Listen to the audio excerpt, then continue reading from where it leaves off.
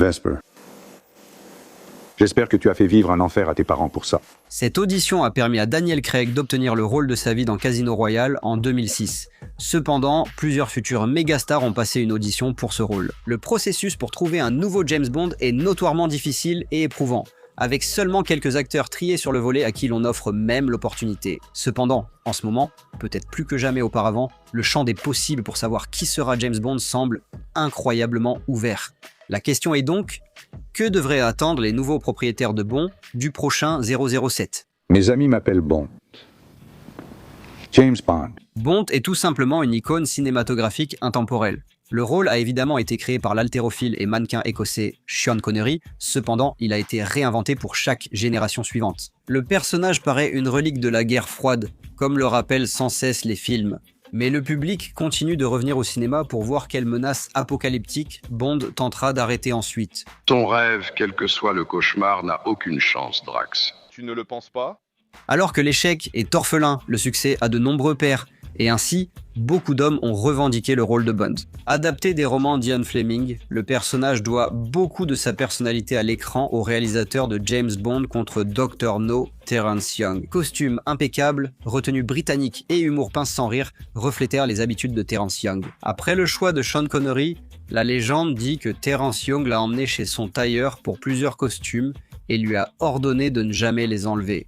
Il voulait lui inculquer la physicalité d'une brute en costume. C'est là que réside le secret de la personnalité de Bond à l'écran. Dans les livres, il est bien plus un voyou brut et sale, un tueur sombre. C'est un outil simple et direct. Dans les films, il conserve ce noyau, mais teinté des obsessions de Young. Quelle boisson, costume ou coutume était alors en vogue chez les gentlemen ? Le vin rouge était pour le poisson. Ça aurait dû m'alerter. Et maintenant que ce sont les bons, c'est toi qui es à genoux. Et c'est cette tension qui est au cœur de ce qui fait un grand acteur de Bond. Depuis Connery, 5 acteurs ont incarné Bond dans cette franchise de longue date. George Lazenby, Roger Moore, Timothy Dalton, Pierce Brosnan et, bien sûr, Daniel Craig. Chacun de ces hommes a travaillé à réinventer ce qui avait été fait auparavant. Certains d'entre eux ont exploré la nature sombre et tourmentée du personnage, tandis que d'autres ont choisi de mettre l'accent sur ses tendances comiques.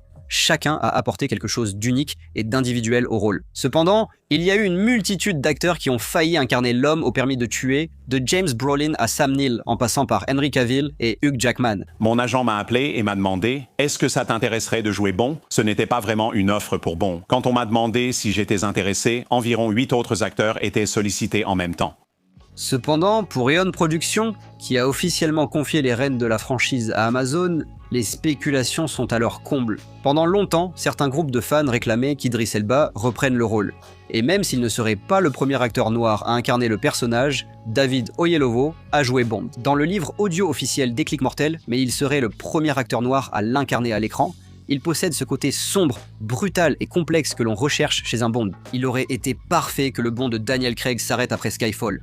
Malheureusement, à 53 ans, Elba est simplement trop âgé. L'opinion générale est que l'on souhaite un acteur de Bond qui soit à la fin de la trentaine ou au début de la quarantaine, afin qu'il puisse vieillir dans le rôle. Mais ils n'ont pas encore atteint le niveau de Roger Moore dans Dangereusement Vôtre.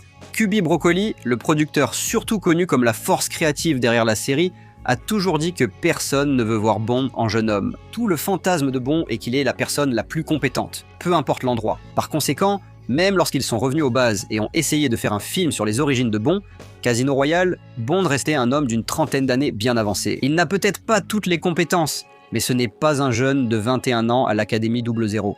Ce qui est génial avec cette franchise, c'est qu'il n'explique pas tout en détail. Après plus de 50 ans de film, on a seulement découvert récemment ce qui est arrivé aux parents de Bond. Pas de syndrome de la menace fantôme ici. Personne ne souhaite voir Bond dans des aventures à la Indiana Jones jeune. Vous avez raté, monsieur Bond. Ah bon ? D'après les rumeurs, les derniers candidats potentiels pour incarner Bond sont Aaron Taylor Johnson, Tom Holland, Jacob Elordi et Harris Dickinson. Il est compréhensible qu'Aaron Taylor Johnson suscite autant d'engouement. C'est un acteur du bon âge, de la bonne taille et de la bonne nationalité, mais a-t-il l'assurance que Bond exige ? Il donne toujours un peu l'impression d'être un homme qui fait semblant d'être un séducteur. Jacob Elordi, non. Il est trop grand. Bond est un espion qui doit pouvoir se fondre discrètement dans la foule, pas être repéré immédiatement parce que c'est un géant. C'est pareil pour Tom Holland. Trop petit, trop timide Et il ne correspond pas à un Bond. On parle de lui seulement parce qu'il est anglais. Harris Dickinson est le plus proche parmi les acteurs récents, mais il ne semble tout simplement pas correspondre à l'archétype. Quand Daniel Craig a été annoncé comme Bond, les fans sont devenus fous. Un Bond blond, c'était impensable.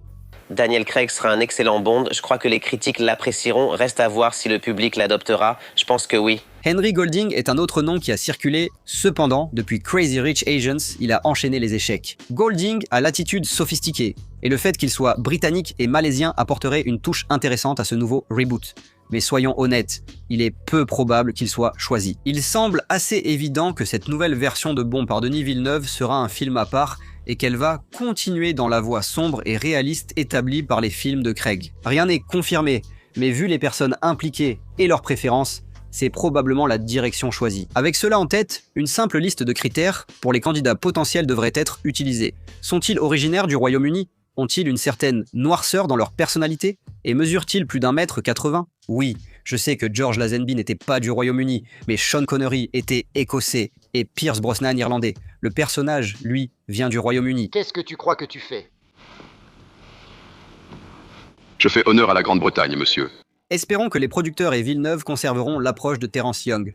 Une brute en costume. Il faut quelqu'un de crédible en combat, avec un côté brut et un langage corporel naturel en costume. Ça pique sur le ring?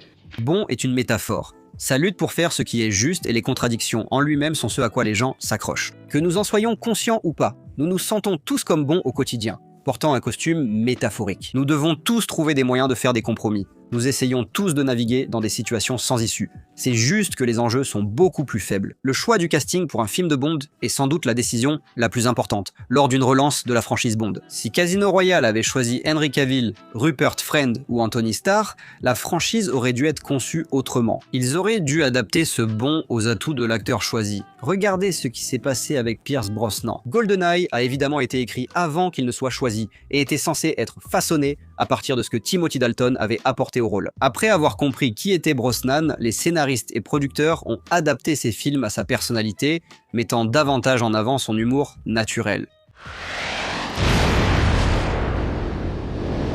Passager conducteur. Si Denis Villeneuve décidait, nous serions entre de bonnes mains. Ce génie réalise des films de façon authentique et holistique. Il maîtrise son art et est fan de Bond depuis toujours. Les circonstances malheureuses sont que Bond, le joyau de la couronne de l'histoire du cinéma, a été racheté par la plus grande entreprise internationale de l'histoire de la planète. Et il ne s'intéresse qu'à une seule chose, maximiser les profits. Il ne serait pas surprenant qu'on ait une immense star de cinéma qui ne correspond pas du tout au rôle. Amazon pense que son visage sur une miniature attire des clics sur Prime. C'est déprimant de voir ce monde actuel, mais on peut tenir bon. Espérons que Villeneuve et les autres réalisateurs seront à la hauteur de la tâche, même s'ils se trompent dans ce choix de casting. Maintenant qu'Amazon possède les droits de Bond, on va avoir un nouveau film tous les 2 ou 3 ans, que ça nous plaise ou non. Oui, je suis invincible. Eh bien, c'est tout pour cet épisode de Nerstalgique. Qu'en pensez-vous? Y a-t-il un acteur que vous soutenez? Dites-le nous dans les commentaires ci-dessous. Merci de liker et de vous abonner pour plus de vidéos similaires.